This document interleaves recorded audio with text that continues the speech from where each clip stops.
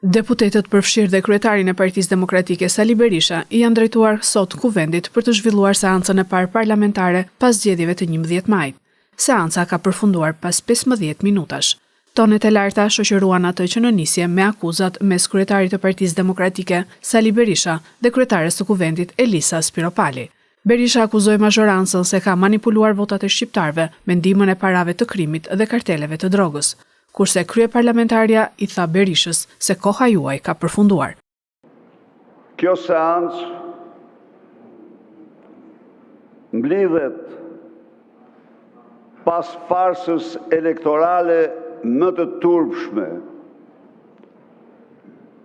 pas rënjes perdes hekurt në Europën ish komuniste.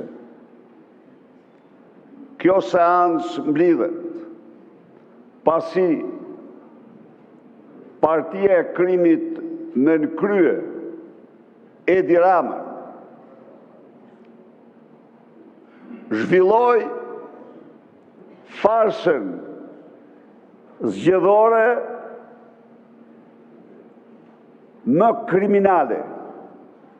Koha juaj ka mbaruar, ka perënduar. Folës pro.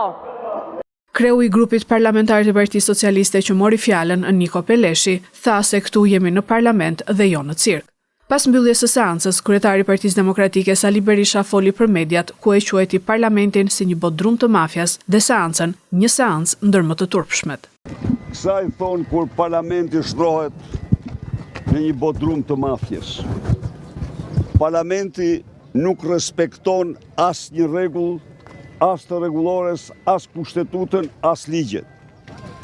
Parlamenti përdoret si një dyqan privat i Partisë së Krimit dhe kjo ishte një seancë ndër më të turpshmet, ku pas një farset elektorale të pa precedent, në vend që qytetarët të ndigjonin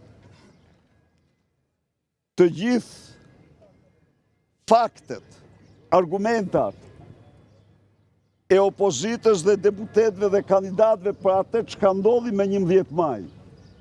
Këta ja mbathin brenda disa minutave. Ja, shifri, ja ikin. Dhe janë, ja u thash dhe në parlament si të pat ju. Ishte shumë më drejt që në parlament të vinë post e karteleve sësa këta, se ata janë të vërtet, kurse këta janë thjesht shërbëtor të tyre.